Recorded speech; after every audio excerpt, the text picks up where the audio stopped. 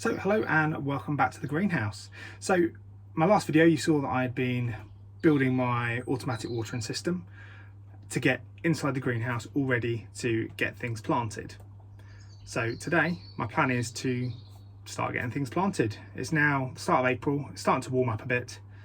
There's not likely to be that many frosts. There might be a few, but they tend to be quite light frost from this point on. Might be surprised, might get hit by something a bit more, but I'm going to take that risk.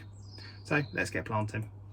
Okay, so to start with, we're just going to start filling up module trays.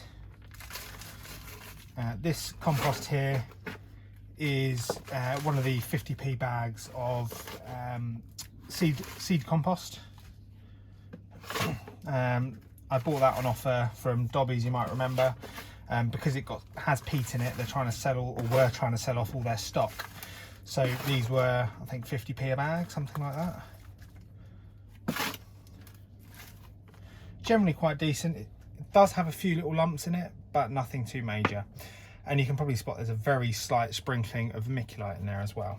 So, got a decent amount in there. I'm just going to take any big bits out that I see. And I'm just going to spread that compost across all of the modules. And brush any excess off the top as well.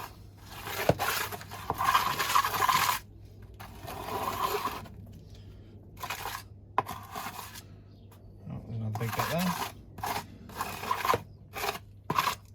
So once I've got all of that done, I'm just going to tamp them down, and the easiest way to do this is with an identical module tray. It's going to fit that over the top, line all the modules up, and give it a bit of a press down. And there we go, we've got a full tray of tamped down modules. So let's have a look at what I've got to grow. So first one is going to be Spinach Beet, which is the perpetual spinach. I've seen other gardeners use this. It's really sort of easy to grow and provides you with lots of really easy crops. Next one is purple sprouting broccoli.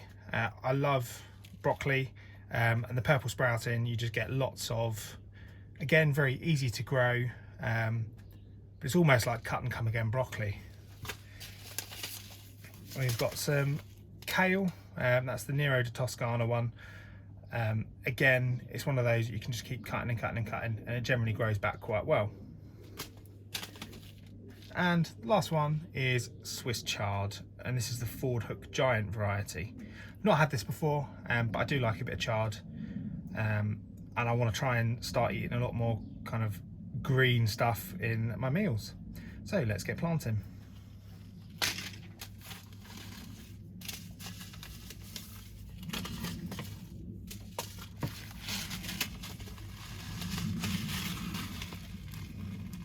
So this pack has 300 seeds in it. I don't need to use 300 seeds.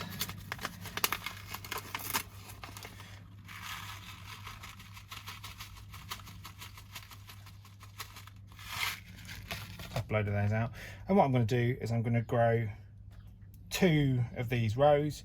So I'm going to plant a few seeds in each. I've got enough seeds here that I can quite happily multi-sow in the modules, so that if we get seeds that aren't germinating, we should have enough in each module to kind of almost guarantee that we get something in each module, and we'll just thin it out when they start growing.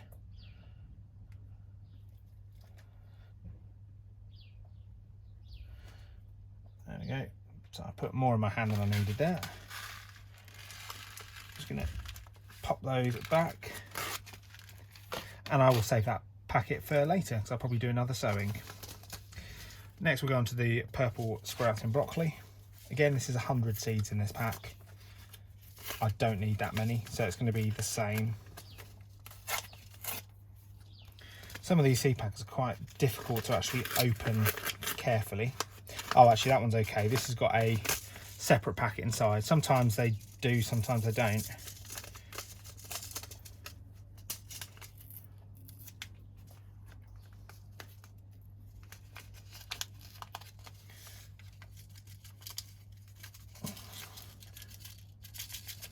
So being broccoli, these are really small little seeds.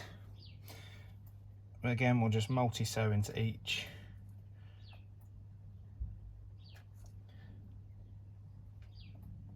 And hopefully we'll get at least one in each.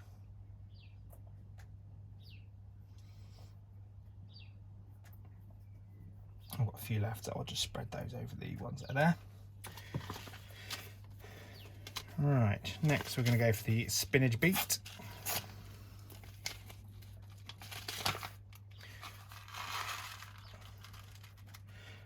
These, much like the chard, are quite large seeds.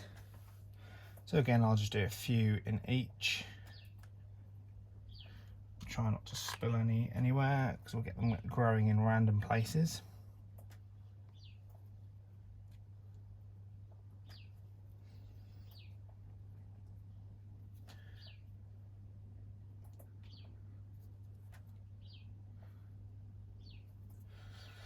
And there we go.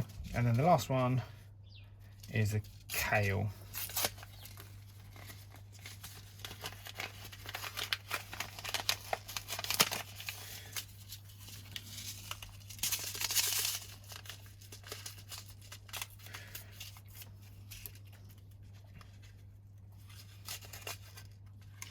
And again, these are more like the broccoli seeds.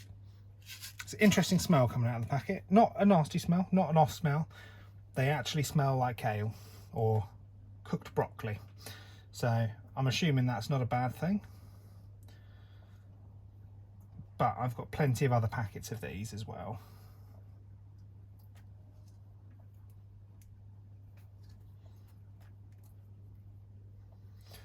So again, there's probably a lot more seeds than I need in here, but it just means that I will thin them out when I need to. So next thing to do, make sure all the seeds are in the right ones. Some light dusting of the compost over the top.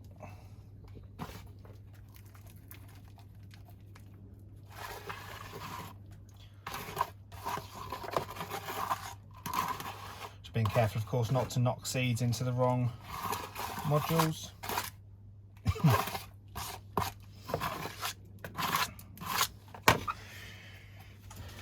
What I'll do once more, tamp them all down just to make sure the seeds are well in contact. There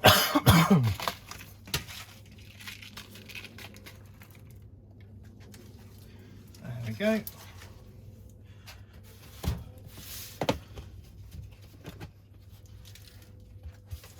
What I then also like to do, just a light dusting of vermiculite over them as well.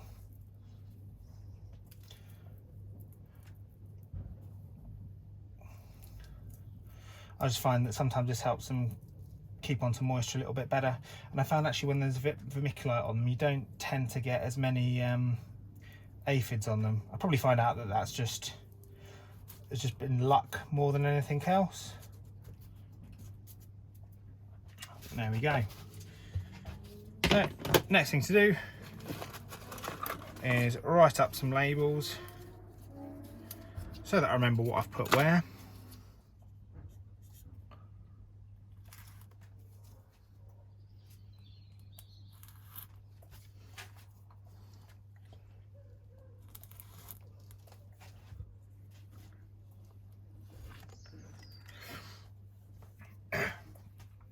And there we go. So I've got my labels done. I've not done a label for every row, but I know that if I start from the end that has a label in, those two rows will be that label, those two will be that label, those two will be that label, and those two will be that label. So hopefully I won't get things mixed up. All that's left to do is go and put that out on the grow tray. So there we go, we're on the grow tray. It will be getting water from below, but what I do like to do when they're brand new is just give them a decent spraying to get them started.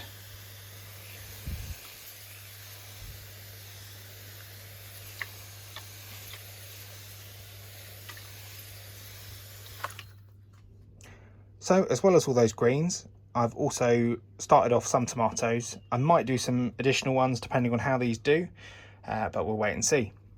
So we've got some Moneymaker, some Coeur de Boeuf. We've got 2 rows of Roma, because those are quite good bushy ones. We've got 2 rows of Brad's Atomic. These I really liked last year. And I didn't realise I had seeds for these, so I've ordered some more, which I received a little while ago, which I'll plant separately as well. But I'll probably do those in their own little propagators. We've also got some Ship Saint, some Hundreds and Thousands, some Red Cherry, Yellow Delight, Principal Borghese and Alicante. And then what I have done is I've just done a tray of Gardener's Delight as well. Don't normally plant them like this, but I thought I'd give a go at just kind of scattering them in here and pricking them out before moving them into other pots.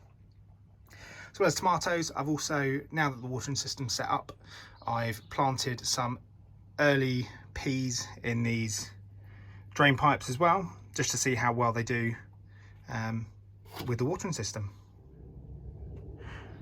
The other plants I've got planted in here at the moment are in the grow cupboard, and we've got surviving chilies that I planted in a video a couple of months ago. They kind of haven't been looked after the best inside. I went away and they got a bit droopy and things like that, but they're doing all right. I will do another sowing of some chilies at some point, but these were kind of an early starter, but we'll see how they do. So there we go, that is it for today. We've got a few bits planted. It does feel nice to actually finally have some seeds planted other than just the chilies, because I always start those really early. Obviously there's still a slight risk of some frost, but the plants that I have got out generally are reasonably okay when it gets a bit cold in the greenhouse.